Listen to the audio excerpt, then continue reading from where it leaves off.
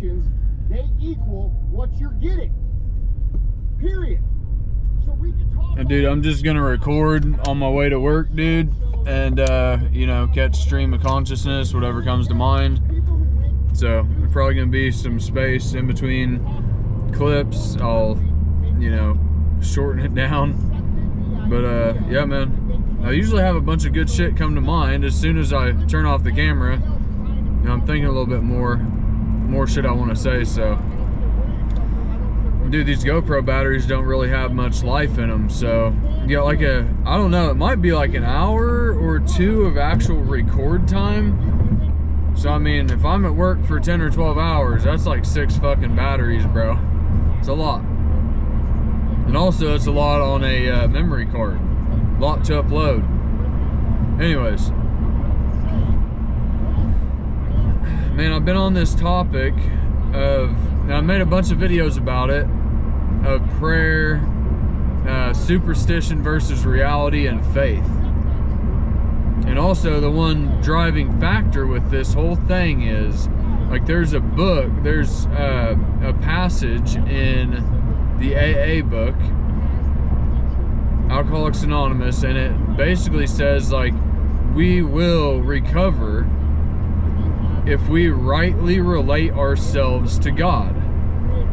So this has been like the driving theme of my recovery, but they put it into words beautifully. I wasn't able to put it into words before until they said, I'm like, dude, that's like what I've been doing, right? But basically, like, I heard TD Jakes say one time that God, he's not like, people pray for pray for a chair. Well, God isn't in the chair business. He's in the tree business, right? We have to, he gives us the raw material, and then we have to go and make the chair, right? And I feel like the saying, we can recover from our alcoholism, or at least step into a cure, if we rightly relate ourselves to him. That means we figure out what is his part, what is our part. It goes into the whole thing that I don't necessarily agree with there at AA, and it's there is the aspect that we are powerless, which I totally agree with. But that being said, like, it's almost like once you say you're powerless, you're never to step into power again. And grandiosity, only humility, there's no grandiosity and only humility have a place there, right? Thinking of yourself humbly and low, and I don't vibe with that shit. I don't think you can accomplish anything past your furthest imagination for yourself, and if you've got a low view of yourself, you're gonna act in accordance with it, right?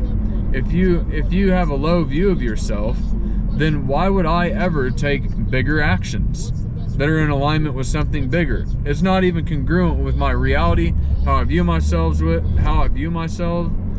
and therefore my actions are going to be equivalent to that. So I feel like your view of yourself is going to have to be big, and then you'll take big actions. You know, like, I say it all the time, but a prince who's going to inherit billions of dollars from his father, his king, the king, and he's got thousands and thousands and thousands of miles of, you know, country that he's going to inherit. Like, if you're inheriting that, like, there's just going to be some things that you're just like, that is totally below me. I'm a prince. I'm the future king. I don't engage in shit like that. I don't drive Toyotas. I drive Rolls Royces, bitch. You know what I mean? Like, so I feel like it all hinges on your identity, what you'll accept in life. Getting a little bit off topic, but I'm just, like I said, stream of consciousness, man. But if we rightly relate ourselves to God or energy, now, this is something I've been thinking of too, and it is that light, they say God is light. and I'm always talking about natural law. Well, I feel like I've actually boiled it down to the starting point of my whole philosophy and what it all hinges on. Because if you think about it, from light comes the color spectrum. From light comes frequency and vibration and sound.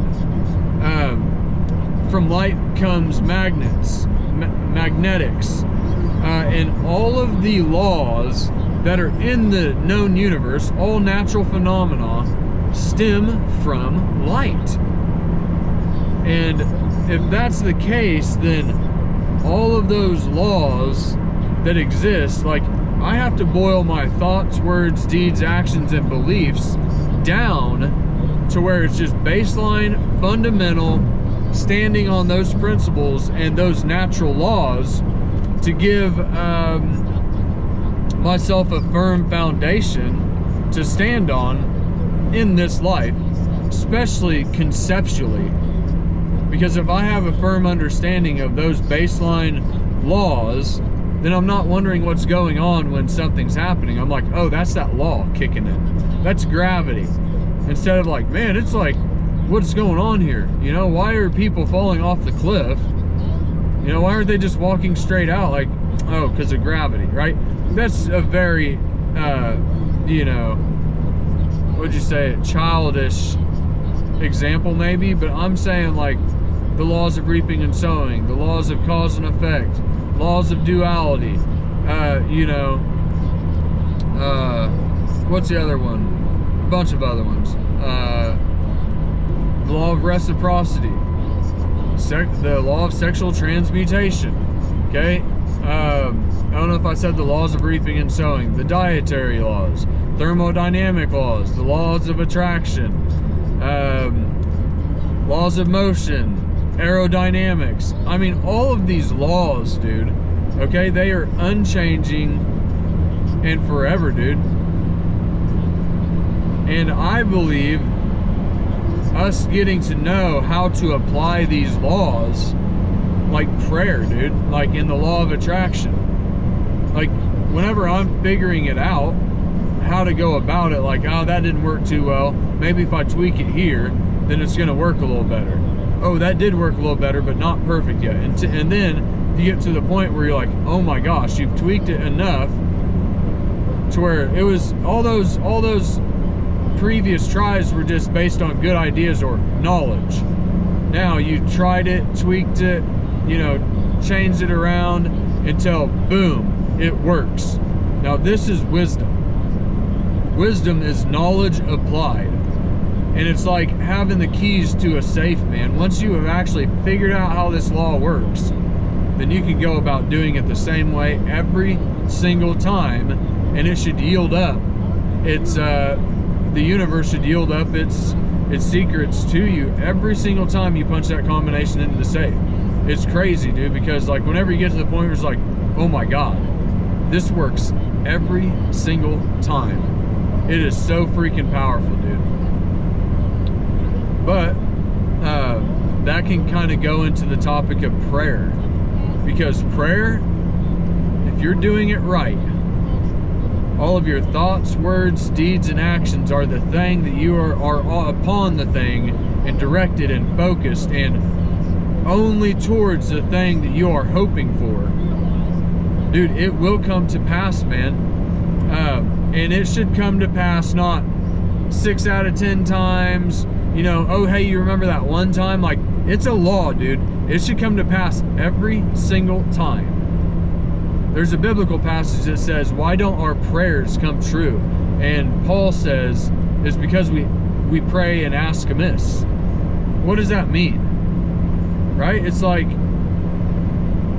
I feel like it's out of the realm of possibility. Like, it actually just, what you're praying for isn't how God works. God doesn't give you chairs, He gives you the trees. Like, you haven't rightly related yourself with how things truly work. You're perverted or skewed. You're in sin, which sin means not that you're going to hell. It means you're missing the mark. That's it. That's all sin means. But what I'm trying to get at is, like, these are all immutable, unchangeable laws that are governing all of creation. And I think we forget that we live in this world, but the majority of existence is outside of this world, in space and on other planets and other beings out there. All of that, dude. Like, it governs all of creation, dude. All of the known universe. Uni meaning one, verse meaning I don't know, but it's only one, whatever it is. Now, this is just straight stream of consciousness, what's been on my mind, right? But the aspect of if we can rightly relate ourselves to Him, there's another word, prayer in the Serenity, or it's in AA, and it's the Serenity prayer. God, grant me the things. Wait.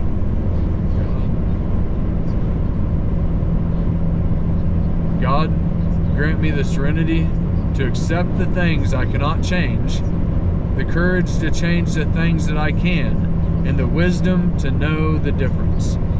That right there is if we rightly relate ourselves to Him. What's my part? What's your part? You know, how does the universe work? How does my body react with the universe? I don't believe God's a man in the sky out there.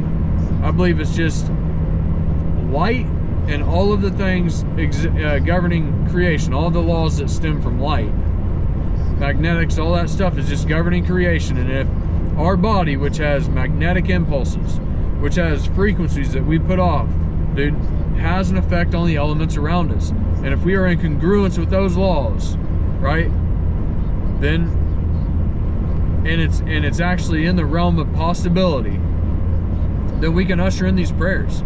It's us reacting with the universe. But what's our part? It's our, like, the universe isn't going to wave a magic wand and here you go. Like, we've got to move out on this shit. Yes, we can attract things, but we're going to have to say yes to them. We're going to have to grasp them. We're going to have to work them out of our minds, get clear on them. Because if we're unclear on what we want, we're just sending static out there. It's just confused, jumbled frequencies, dude.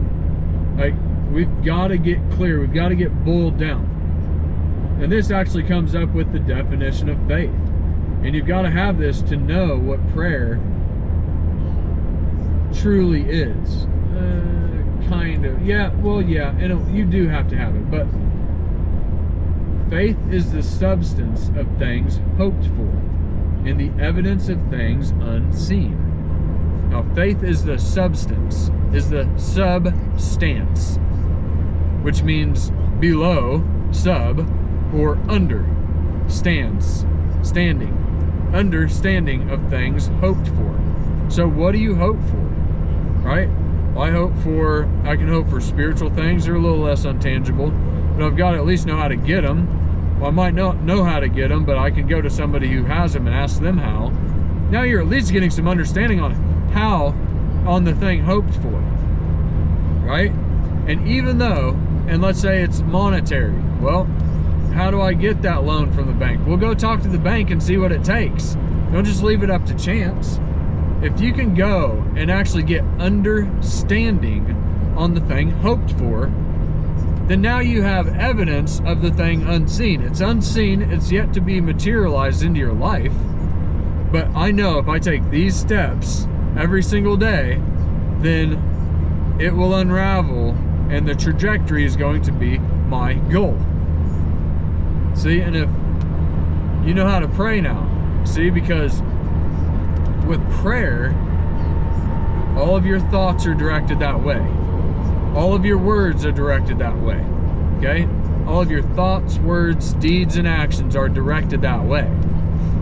Now, if you think about it, if everything that I do, if my heart, soul, mind, and body are in complete alignment with somebody or something that I'm going after, that's the prayer. That's the Holy Trinity converging. You're the Holy Trinity. It's not some place out there, dude. God has always been in the temple. What are these called? They're called the temples, dude. God is mine, okay? The Father is mine. And Christ is the body. And then the Spirit, right, is the Holy Spirit. They say the only unforgivable sin in Christianity is blaspheming the Holy Spirit. I was basically saying, like, you can blaspheme Christ or God, but if you can't notice that there's this tangible, staticky, crackling, static spiritual energy that's in all things and exists everywhere, exists in you, and you are missing the mark on that, like, that's the unforgivable sin, because you can't step into anything until you realize that you're one with that. So this is like knowledge that they don't teach in church because it's so far out and so far removed from reality. It's like the telephone game over 2,000 years.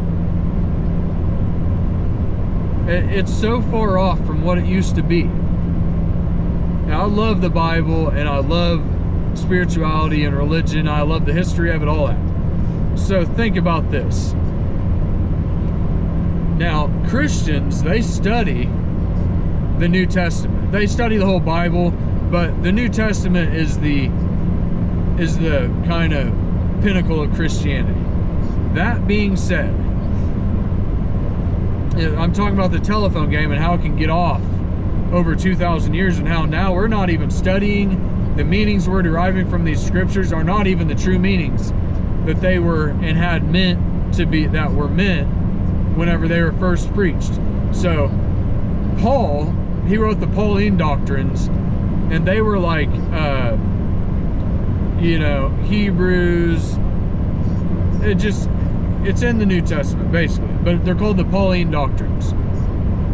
Well, Paul never saw Jesus, okay? Paul never saw Jesus.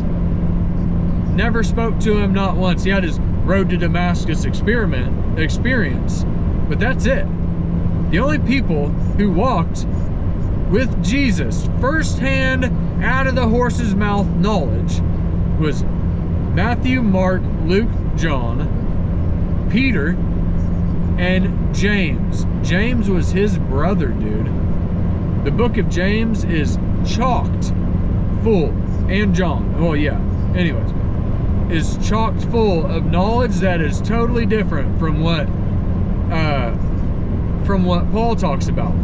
So most of Christianity is based off the Pauline doctrines, but yet Jesus was the four synoptic gospels and James, dude, and Peter. They're the ones that heard it, first-hand knowledge. And I'm telling you, if you go and read those books, dude, it goes from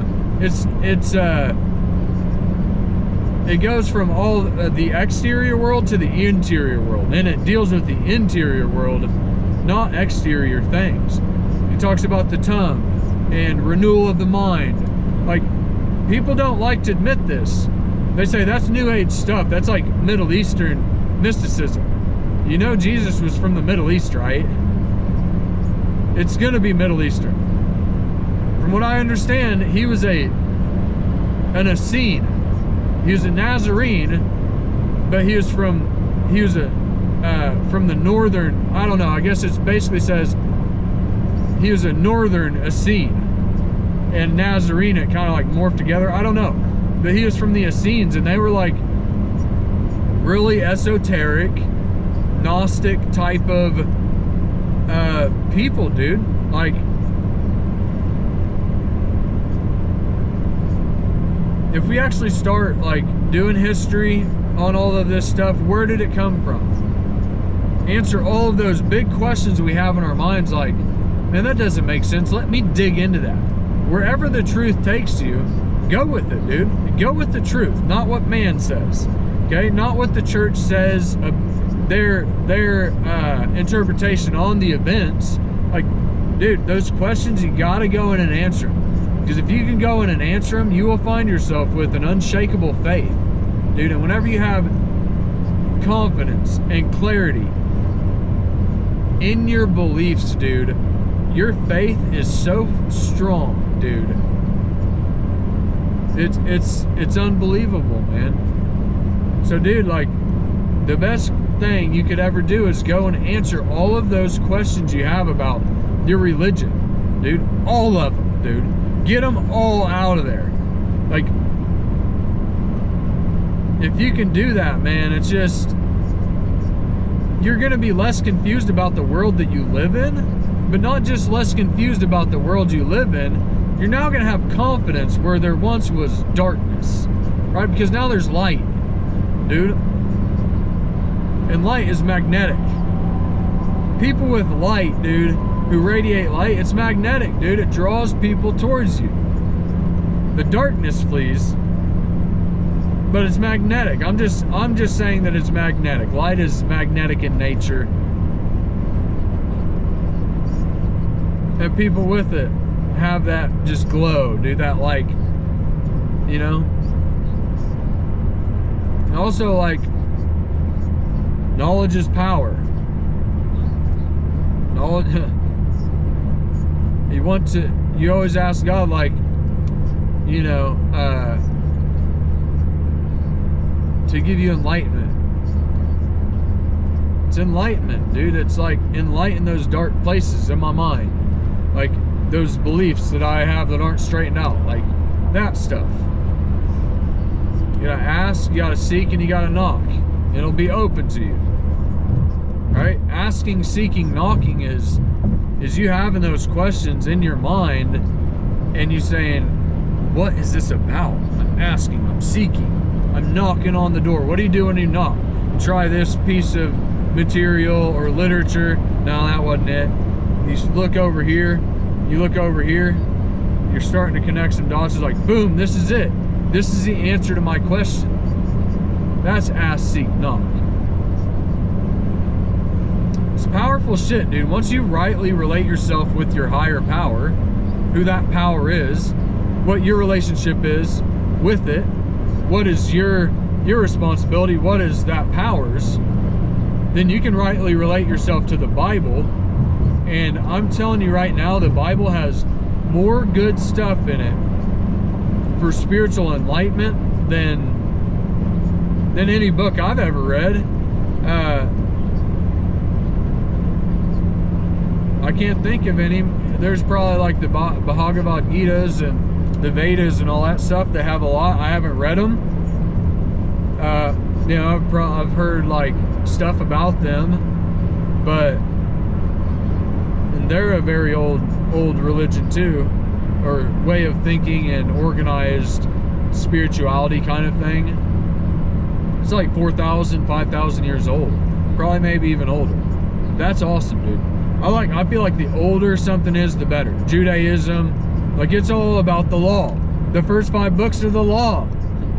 You gotta found your belief system and what you do in this world and put it through the framework and filter of natural law.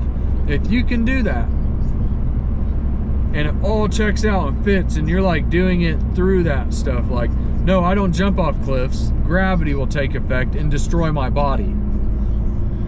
You're gonna, if you start learning how these laws work and apply them to your life, you're gonna find yourself in abundance, dude. It's gonna be, they're gonna be working for you now, not against you. When you're in ignorance, you're gonna be going against all the laws in the universe. And just because you think it doesn't exist doesn't mean that it doesn't.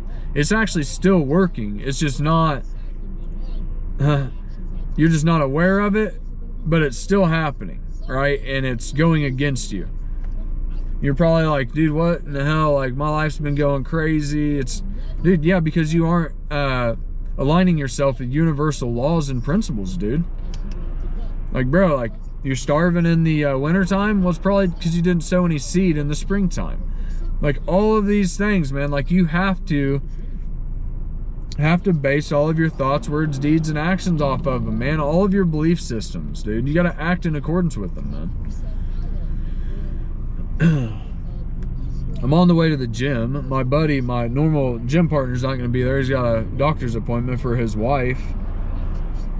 So it's just gonna be me today, leg day. And go get it in and comply with how the body works, dude. Right? If you don't use it, you lose it. So I'm going to exercise my body, dude. They say in the Bible, it says bodily exercise basically profiteth little. That's bullshit. Okay? I think there's some stuff in there that's not not too solid, but there's a lot more that's good than is bad and not solid. But anyways, like, dude, the Greeks, like Aristotle, Plato, you know, Socrates, all these people, there was always an emphasis on the physique and body. But they said, I forget who said it, but they basically said, is it Marcus Aurelius? He's Roman, but anyways, dude, they basically said that all of the bad decisions that we have had and we make are usually, we can trace back to poor health. Dude, so it says bodily stuff, bodily exercise profiteth little. I'm sorry, but if you are in tip-top shape, you're going to be in tip-top shape mentally.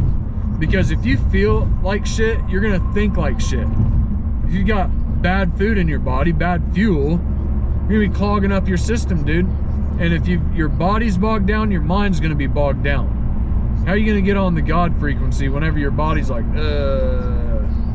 dude?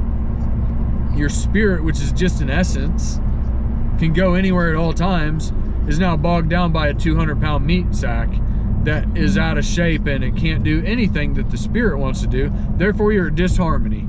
Therefore, anxiety and depression, regret, remorse, hatred, all this shit, self-loathing, all of that stuff is going to stem from having a bad body, because now you can't move in congruence with your conscious or your soul or spirit, which is timeless. It can go anywhere it wants to, but it's got to drag this meat sack through it, right? So if that's not in shape, dude, I'm sorry. It's the triune being, man. You've got to have all of them, spirit, soul, and body, dude. The body's important. It affects the mind. The mind affects the body, but the chemicals in your body really affect your mind and how you think, and then what you think about all day comes to pass. Just deep shit, man. It needs unpacked. I mean, this is the truth. This is what happens whenever you answer the questions that are in your mind about the world that we live in, the creator, who am I? What am I here for? Right? I feel like I've got in touch with that, but I'm saying this is what comes from diligent research, dude. Diligent asking the questions. Dude, not like putting them on the back burner like, well, I guess we'll never know. No, dude, like, I believe you can know about God. And, like, think about everything in creation, man. Like, a tree has a natural life cycle. The seed goes in the ground, it dies, it springs up, it needs nutrients, water, wind, air, oxygen. It'll go through its natural life cycle until it produces fruit. The fruit falls to the ground, and then the cycle repeats. It's not like, oh, and one day it springs tires, and then, and then one day it grows feet and it walks off. Like, there's only so much about this life cycle, and you can learn the entire life cycle. You can understand these things. Man can grasp the things of God. You're never going to know all of it. But I'm saying the things that you focus on, you can understand it because there's cycles to it. There's only so many things that are going to happen to that tree. Tornado might blow it over, but it ain't like there's going to